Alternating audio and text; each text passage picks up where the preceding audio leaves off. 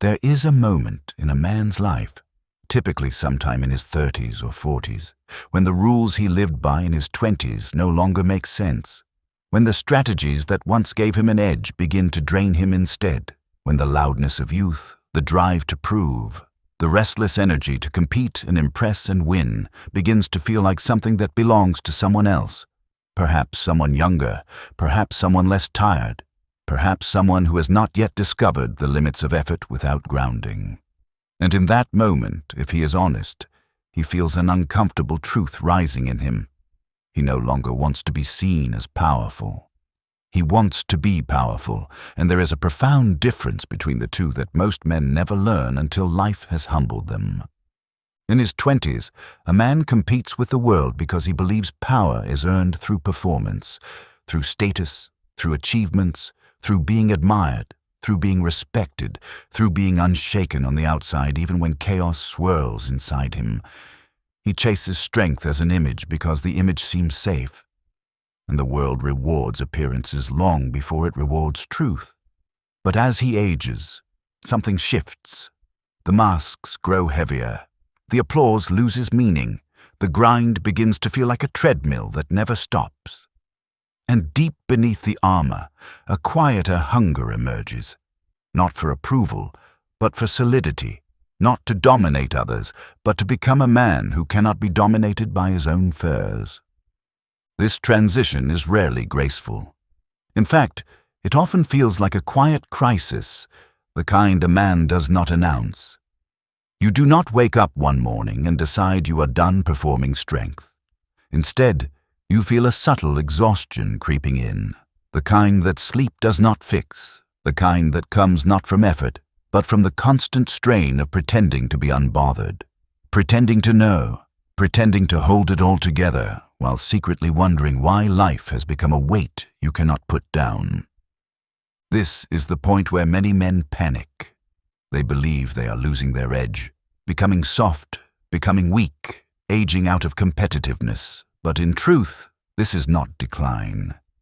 It is evolution. The boy within you is dying, and the man within you is trying to emerge.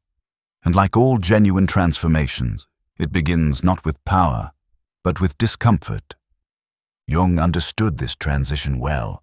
He wrote that nothing awakens inner strength faster than the dissolution of outer identity. When the persona cracks, the authentic self finally has space to breathe.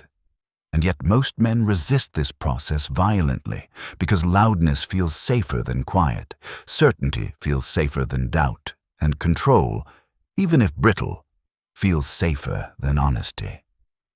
Men cling to the version of themselves they built to survive, long after that version has outlived its usefulness. But true power, real masculine power, is not the power to perform strength. It is the power to withstand one's own truth without flinching. It is the capacity to be centered while others are reactive, to remain grounded while life shifts under your feet, to respond rather than react, to choose presence over panic, clarity over noise, stillness over chaos. A powerful man is not the one who speaks the loudest, nor the one who dominates the room, nor the one who postures his competence. A powerful man is the one who does not need to prove anything at all because he has nothing left to fear within himself. This kind of power does not come from success. It comes from friction, internal friction, psychological friction. It comes from confronting what frightens you, what embarrasses you, what shames you, what overwhelms you. It comes from the moments when life forces you to sit alone with yourself long enough to see where the cracks actually are. It is much easier to bench press weight than to sit with disappointment. It is easier to grind at work than to acknowledge loneliness. It is easier to fill life with noise than to admit you do not know who you are without motion or goals or roles. Men confuse momentum for meaning, urgency for importance, difficulty for depth. And then one day the engine runs out of fuel, and the only power that remains is the strength you have built internally. A loud man is often a frightened man, whether he knows it or not. His volume is armor. His dominance is compensation. His certainty is a shield against the unbearable possibility that he is not enough without the performance. If this journey eases something inside you, stay with us. Subscribe, and each step will bring a little more clarity. Thank you. Many men think they want to be feared or admired or obeyed. But beneath all of that, what they crave is peace.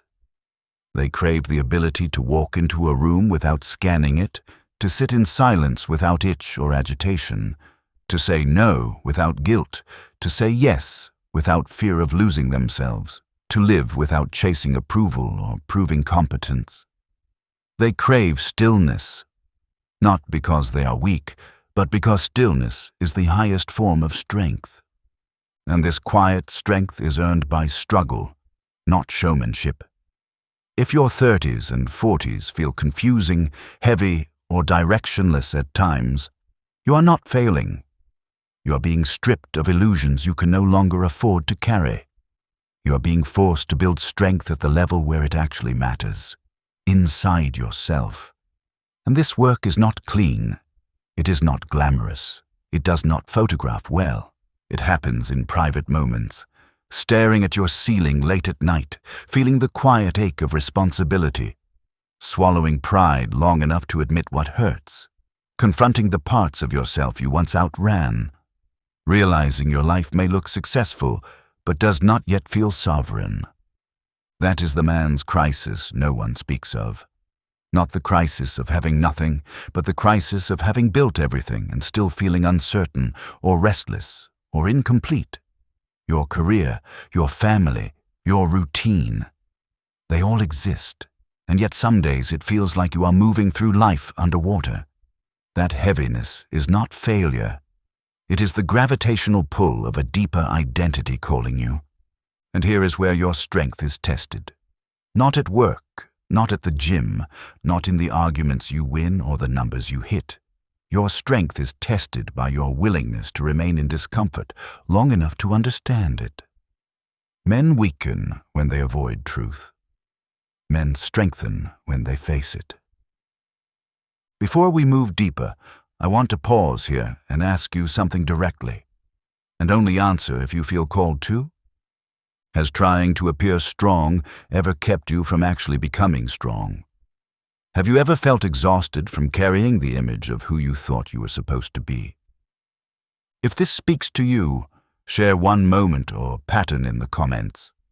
Not to confess weakness, but to witness strength in yourself by naming what is real. Sometimes, hearing another man's honesty is what keeps someone else from breaking in silence. Now let us continue.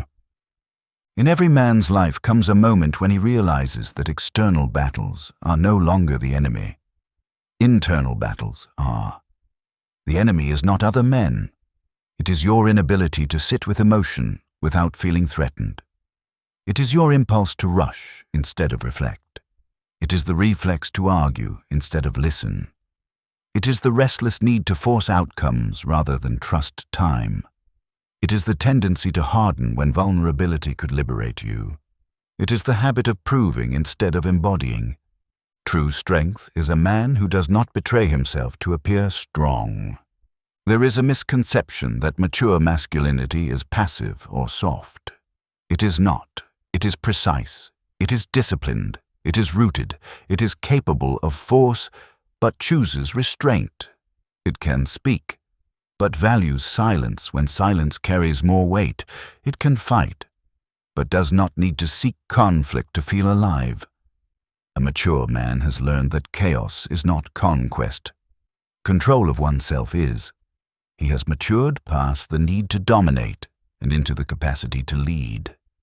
He does not puff his chest because his backbone is enough. This shift, however, comes with losses. You outgrow certain friendships, not because you are better than anyone, but because you no longer resonate with those who run from themselves. You stop chasing validation, and as a result, those who relied on your insecurity for control withdraw. You stop explaining yourself, and you discover how few explanations were ever necessary. You begin to conserve your energy, And suddenly you see how much of your life was spent trying to earn approval from people whose opinions no longer hold authority. You will grieve this, and grief is not weakness. It is the nervous system releasing identities that no longer serve you. The reason many men cling to loudness is because silence forces them to confront who they are without the noise. And that is where the real work begins. In stillness, you see what you have been avoiding. In stillness, you meet the parts of yourself that never had space to speak. In stillness, you learn that power is not about being unshakable, but about knowing how to return to center when shaken. A man who has learned calm is not numb. He is disciplined in his nervous system. He does not react. He prepares. He does not try to control everything. He controls himself. He does not fear uncertainty. He has met uncertainty before and survived. That is what makes him powerful. Not absence of fear, but mastery of response. Life in your 30s and 40s tests this. Careers plateau or shift. Relationships deepen or fracture. Bodies change. Priorities rearrange. The illusion that you have infinite time dissolves. You begin to realize that every yes costs life, and every no shapes identity. You realize you cannot impress your way into peace. You cannot grind your way into meaning, and you cannot outrun yourself forever. So you learn to slow down, not because you are tired, but because rushing is now beneath you. You learn to speak less, not because you lack opinions, but because your presence carries more weight than your argument. You learn to hold back anger until it becomes direction instead of explosion. You learn to value solitude instead of fearing it. You learn to choose who you allow into your life, because your time and emotional energy are no longer casual currency. This is the rebirth of the masculine psyche, when the performance ends and the internal authority begins. When you no longer need to appear strong, you are becoming strong, and you will feel it physically, not as adrenaline, but as groundedness, not as tension, but as alignment, not as intensity, but as steadiness. You begin to see conflict differently. You do not escalate. You evaluate. You do not panic. You observe. You do not need to prove you are right. You only need to ensure you are aligned with your own values. You begin to move with intention instead of impulse. And suddenly, life stops feeling like a battlefield and starts feeling like a path you are walking, at your pace, on your terms. True power is built the way mountains rise. Slowly, through pressure, through time, through layers of earth settling into their rightful place. When men speak of calm power, this is what they mean. Authority without aggression, directness without edge, presence without performance. You do not have to raise your voice because your internal state carries weight. This type of man becomes dangerous not because he seeks to threaten, but because he cannot be threatened into abandoning himself. He sees through manipulation. He does not negotiate his worth. He does not chase attention. He does not beg for belonging. He does not crumble when misunderstood. He does not panic when plans shift. He knows who he is, and that knowledge anchors him far more deeply than any external proof ever could. And here is the final truth. Calm power is not the end of your journey. It is the threshold into your real life. It is the point where you begin to live, not perform. Where you choose alignment over approval. Where you choose presence over noise. Where you choose dignity over dominance. Where you choose depth over distraction. Where you begin to experience what masculinity feels like when it is not inflated by insecurity, but grounded by self-ownership. No one applauds this shift. It is quiet. It is interior. It happens without fireworks. But if you stay the course, one day you will look back and realize you did not become less powerful. You became unshakable. And that is the true measure of a man. Not whether he can command a room, but whether he can command himself. Not whether he can intimidate others, but whether he can face himself without turning away. Not whether he can conquer the world, but whether he can sit in silence, breathe deeply, and know that he belongs to himself. Not perfectly, reliably. Begin. If you've stayed with me until now, it means you're searching for something deeper, maybe an answer you've carried since childhood. Don't stop here. Perhaps the next video holds the key you've been waiting for, the piece that helps you untangle another thread of your story.